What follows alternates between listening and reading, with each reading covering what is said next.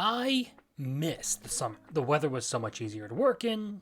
Look, I work outside, okay? Cold weather sucks to work construction in. I could relax in more comfortable clothes, and one particularly good anime aired over the season that I just cannot get out of my head. Makeine, Too Many Losing Heroines, was one of the rare few anime that I found absolutely no flaw in. It was truly a fantastic show from start to finish, with movie quality visuals, great music, and fantastic characters. It had a cast full of lovable and very unique characters who, regardless of their involvement in the main series of events, were all very much interesting in their own way. And best of all, the characters put up front and center, the integral ones to the plot, were even more fantastic. Nukamizu's transformation from a shut-off and standoffish individual who was content to be a side character into a caring friend and person committed to doing what he can to help his friends was a great centerpiece to the story. Yanami's ditzy and somewhat selfish personality was the source of unlimited comedy, and her antics ranging from unrealistic diet advice to venting to poor Nukamizu about her heartbreak woes, and generally helped keep the series from drowning in a very somber and serious mood that would have spoiled much of what was happening there. Lemon's constant positivity and what felt like really good chemistry with Nukamizu made for a very happy element to the story, even in the face of finding out she acted too slowly on her crush and ultimately lost that battle. I think that this story would have easily been worse off if even a single one of them had been omitted or altered. But for all the characters that were present, there was one who stood out to me. One who resonated with me a little more than the others. Chika Komari was my second favorite character in the series. Sorry, but if we're talking waifu material, Lemon is absolutely my type when it comes to the personality. So I'm on Team Tomboy, okay? But as far as the character who had the most meaningful and moving part of the story to me, I think Komari takes the cake. Now, that's probably because she's a character I could somewhat relate to, and it's definitely not to say that the others were bad. I liked the whole story all the way through the first season. It's just that Komari was the one who hit closest to home for me. So let's start here. After getting rejected by her crush, the president of the literature club she's a part of, she's eventually positioned to be the next president, as the current president is in his last year of school and will soon be moving on to college. Komari was the only one who had been sincerely dedicated to the club for the longest time. Nukamizu was a nominal member and started participating more actively recently, while Anna and Lemon only really joined out of desperation in the moment. And as an avid writer, that basically meant she was the one who had the most experience in the field.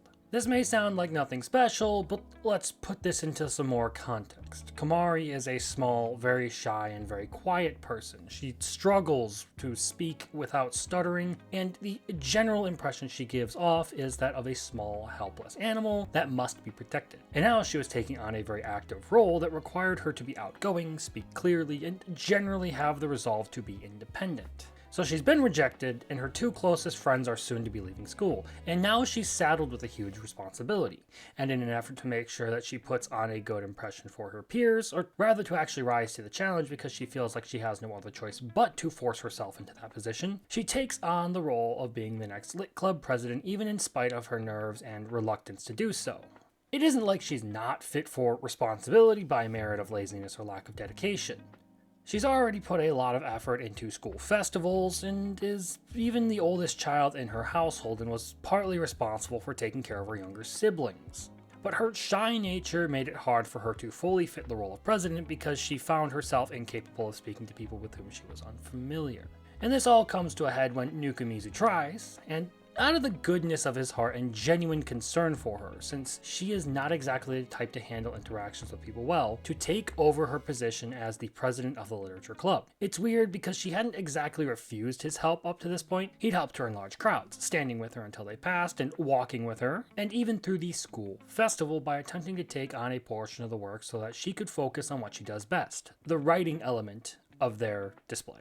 But this time around, she was absolutely determined to do this regardless of how difficult it was for her. She hadn't displayed this sort of reluctance to seek or accept help up until this point, and certainly hadn't been this determined to do anything. And that's when we get to the part that I found all too relatable. Komari partly found herself under the expectations of her peers, and placed upon herself this idea that she had to be the club president even if she didn't want to be. The other part was the self-defeating mentality of preparing to be abandoned by everyone around her just because they had things outside the literature club to handle. So to some extent, it kind of was true. Part of the reason she'd been chosen for the role of president was because her friends, the president and his girlfriend, who was the vice president, were worried about her not having people around when they left because they understood the difficulty with which she made friends. They wanted to make sure that she wouldn't be alone after they moved on to college because they understood she was afraid of being left alone. She, however, misinterpreted this. She felt obligated to go against her own nature and try to live up to those standards so as not to betray their expectations. She thought she needed to be able to do everything all on her own, especially in the case that all the newer club members suddenly decided to abandon her. She didn't want to be the president. She had never wanted that position because she was terrified of the people she didn't know. But at the same time, she was desperate to not be alone. She was someone who wanted to be around people and to have friends, but couldn't find the courage to do so. And to her, this role was effectively finding a place where being abandoned wouldn't hurt her, since she could take on all the responsibility and not fear the issue of someone suddenly stepping out of her life, ruining everything she was working for. So that's why when Nukumizu consistently tried to step in and help her, having good intentions every time, it was an insult to her. By saying that he wanted her to delegate giving the reports to the student council to him, he was effectively saying she wasn't good enough for the role, that she should just give up and that all her effort was pointless. And ultimately, since she felt like this was her only place to belong, it was like saying that she was a helpless person who didn't belong anywhere and who couldn't do anything but cling to other people for help. But the reality of the situation is that she was just isolating herself. There were people there who wanted to be her friend, who wanted to help her and be close to her at all times, and they were all reaching out to try to be there for her. And that was the actual intent behind the president making her his successor. However, she was naturally pessimistic and cynical towards these things, and arrived at the conclusion that everyone would eventually leave her, that nobody really wanted to be around her. And that is the part about the character that kind of hit home for me. The mentality that you have no friends to support you who will ultimately isolate you. It's a self-fulfilling prophecy, really. If you convince yourself that everyone around you is going to abandon you, you start to push people away because you don't want to rely on them. In extreme cases, you can even become a bit paranoid over it and start to think that everyone is just trying to spare your feelings because they don't want to tell you they don't like you. Komari was effectively harboring a mentality that was antithetical to what she wanted.